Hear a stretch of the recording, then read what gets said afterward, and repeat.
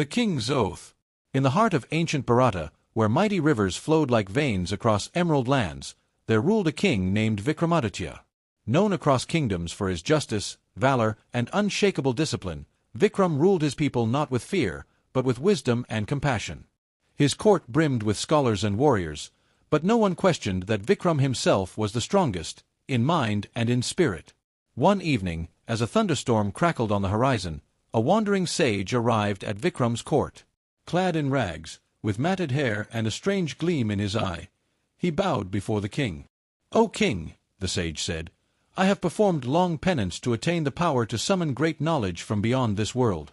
But I need your help to complete the final ritual. A corpse possessed by a spirit hangs in the haunted forest of Smashinvana.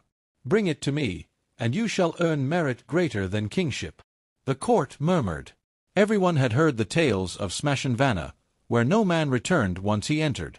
But Vikram, bound by his code of dharma, accepted without hesitation. A king's duty is to protect and serve, be it for rich or poor, sage or soldier, he declared. That night, without fanfare or escorts, Vikram set out alone into the dark woods. The forest was silent, unnaturally so. Even the wind dared not rustle the trees as Vikram walked through dense fog. Owls watched silently from twisted branches, and shadows danced like spirits behind every tree. But Vikram's resolve did not waver. At the center of the forest stood a giant banyan tree, its gnarled roots twisted like serpents over graves and bones. Hanging upside down from one of its limbs was a corpse, stiff and pale, dressed in tattered robes. As Vikram approached, a sudden gust of wind stirred the leaves, and the corpse's eyes flicked open. It laughed. "Ah, so you're the famed King Vikramaditya," said the voice from the corpse. "Brave, honorable, and stubborn. You've come to carry me, haven't you?" Vikram did not reply. He reached up, cut the corpse down, and slung it over his shoulder. As he began the trek back through the forest, the corpse spoke again, its voice echoing in the night. "I am Betal, and I will make you a deal, king. If you keep silent as you carry me, I shall allow it. But if you speak in response to the stories I tell, I will fly back to the tree. So, listen well, and answer only if your wisdom compels you to." Vikram remained silent. Betal's voice softened, like a storyteller by a fire. "Let me tell you a tale, O king. One with twists and questions only the wise can solve. Think hard, for if you know the answer and speak not, your head shall burst. But if you speak, I shall return to my perch, and you must fetch me again." Thus began the strange bargain. Vikram walked steadily through the ghostly forest, while Betal began his first tale, a story woven with mystery, morality, and riddles. The king listened, eyes forward, mind sharp, knowing that the night would test not just his strength, but the very core of his principles. Though surrounded by death and darkness, Vikram's spirit burned brighter than ever. And deep in the forest, the dance of wisdom and will had only just begun. The Tale of Two Brothers. Vikram remained silent as the journey through the forest continued, the corpse of Betal heavy across his back. The wind moaned through the branches of the trees, and the fog thickened, but the king's resolve was unshaken. As they passed deeper into the forest, Betal began to speak, his voice soft but clear in the stillness of the night. "O king, I shall tell you a tale, a story of two brothers who shared both love and ambition. Listen carefully, for the question that follows will test your heart." Betal's voice faded slightly, and the story began to unfold. The Tale of Two Brothers. In a distant land, there lived two brothers, Prithvi and Raghav, the sons of a nobleman. Prithvi, the elder, was strong, noble, and wise beyond his years. Raghav, the younger, was clever, passionate, and ambitious. Though they had differing temperaments, they shared a deep love for the same woman, Anika, a beautiful and virtuous maiden. Anika, for her part, had a heart that fluttered between both brothers. But in her youth, she promised herself to Prithvi, seeing in him a stability and honor that would guide a kingdom. Raghav, though scorned, loved her just as deeply, and secretly vowed to win her heart, even if it meant betraying his brother. One fateful day, disaster struck. A fierce band of marauders attacked their village, burning homes and slaughtering the innocent. In the chaos, Anika was struck by an arrow, and though she was not dead, the wound was grave. The brothers, desperate to save her, sought the counsel of a renowned healer, who demanded a high price for his services. The healer, seeing their desperation, told them both that Anika could only be saved through a great sacrifice. One of the brothers must give his life, while the other must sacrifice his most prized possession, his knowledge of the ancient arts. The healer left them with a simple instruction: make your choice, for time is running out. Prithvi, moved by love and duty, offered his life immediately. He declared, "I will give up my life so that she may live." But Raghav, thinking of his love for Anika, could not bear the idea of losing her to his brother. He argued, "I will sacrifice my knowledge, for knowledge is the root of power. Without it, I will be nothing. But if she lives, I can gain her heart, and together we will build a future." The healer, understanding their hearts and desires, forced them to decide. They both agreed to the sacrifice, though their hearts were heavy. In the end, it was Raghav who gave up his knowledge, casting aside the magic he had spent years mastering. Prithvi, in turn, gave his life to ensure that Anika would survive. Betal paused as the tale ended, and Vikram, who had been listening intently, felt the weight of the brothers' dilemma. The forest had grown eerily quiet again, as though it too waited for the question to come. "Tell me, O king," Betal's voice broke the silence, "who, in your opinion, made the greater sacrifice? Was it Prithvi, who gave his life for Anika? Or Raghav, who gave up his power for love?" Vikram, ever the thinker, considered the question carefully. Both brothers had given much, one his life, the other his very identity. But one thought remained clear: the sacrifice of power was a choice made with the heart, while the sacrifice of life was a final act of devotion. Was it nobler to choose death in the name of love, or to live with the loss of one's essence for another? After a long silence, Vikram answered. Both brothers made great sacrifices, but it was Raghav who sacrificed more. He gave up his very soul, his future, his ability to change the world.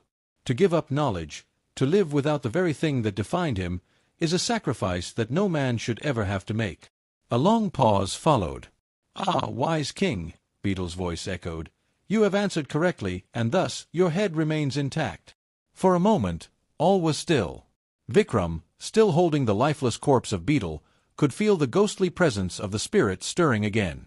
But before Betal could speak further, he let out a soft laugh, filled with a strange mix of respect and amusement.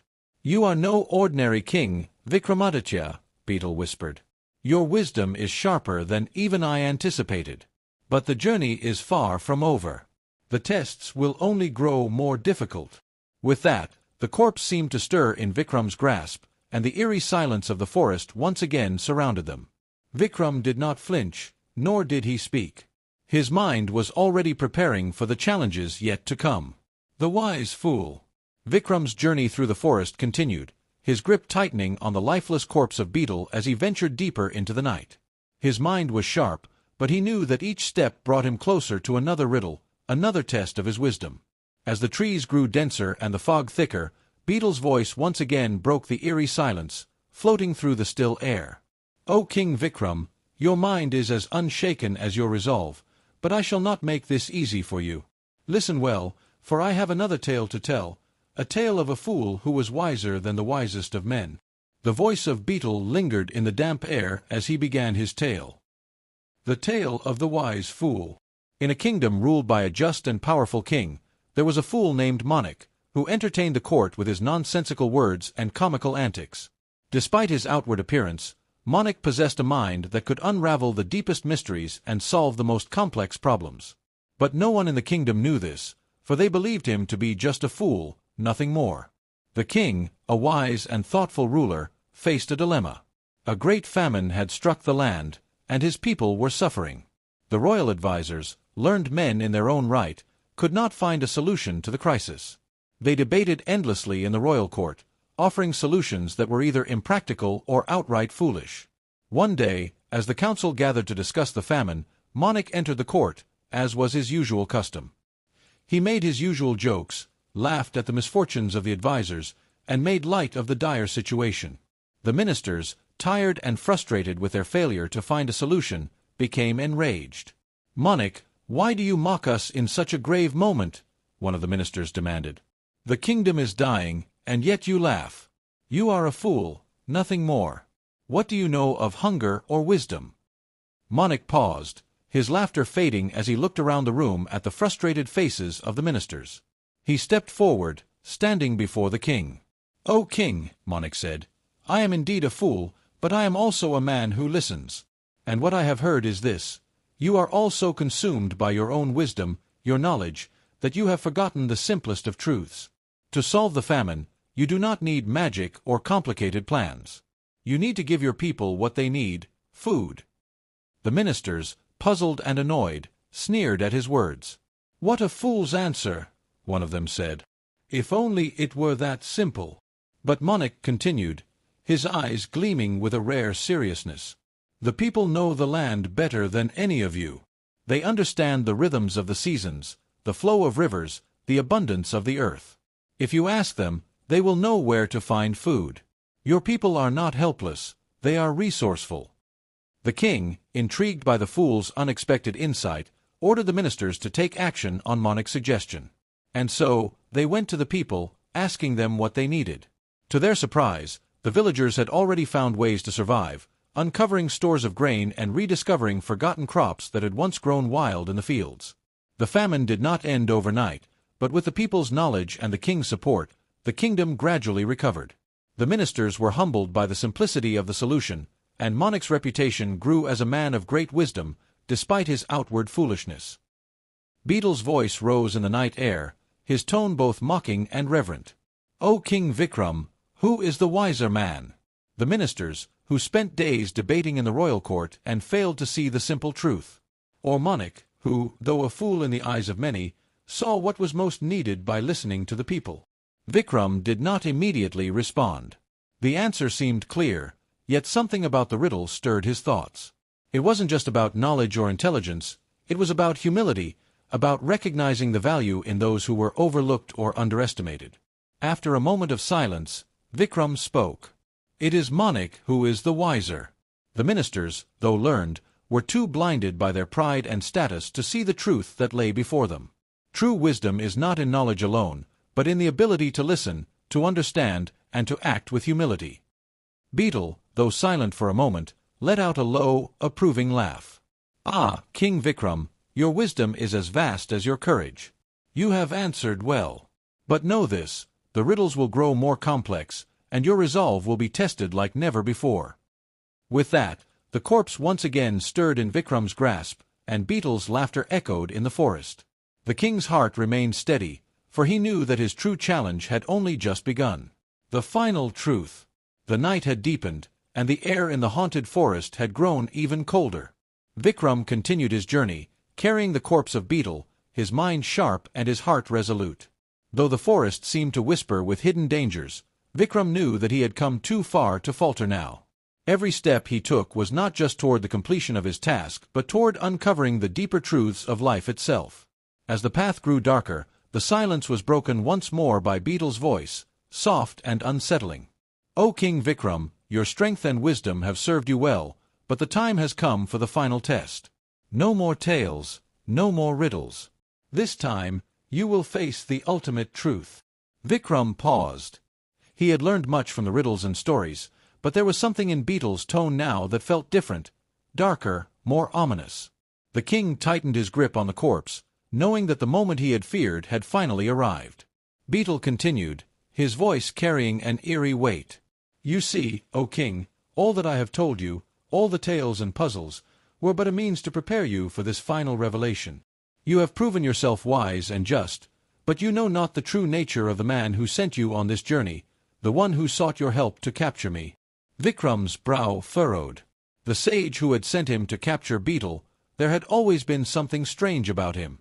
He had seemed too eager, too knowing, and now the realization hit Vikram like a blow to the chest. The sage had not been simply seeking wisdom.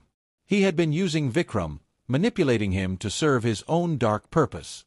Betal spoke again, his voice now filled with malice. "The sage, the one who sent you to me, is no simple hermit. He is a sorcerer of great power, one who seeks to claim the very essence of life and death itself. It was he who bound me to this corpse, and it is he who will use your strength and wisdom to fuel his dark rituals. He has no intention of letting you return alive." Vikram's mind raced as the truth dawned upon him. He had been deceived from the start, led into this forest by the very person who sought to destroy him. The sorcerer had used his sense of duty, his honor, to manipulate him into fulfilling a dark purpose. "What do you mean?" Vikram asked, his voice low but steady. "What does he want with me?" Betal's laugh was bitter, filled with an ancient sorrow. "The sorcerer's power grows with every soul he sacrifices. He needs your life, your soul, to complete his ritual. And when he takes your essence, he will unlock the secret to immortality, ruling over all with an iron fist. It is you who will be the final offering." Vikram's pulse quickened, but he did not panic.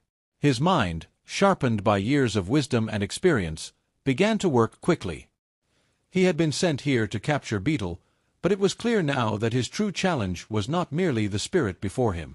It was the sorcerer, who had played a dangerous game and now sought to claim the life of an innocent king. Betal's voice grew softer, almost sympathetic.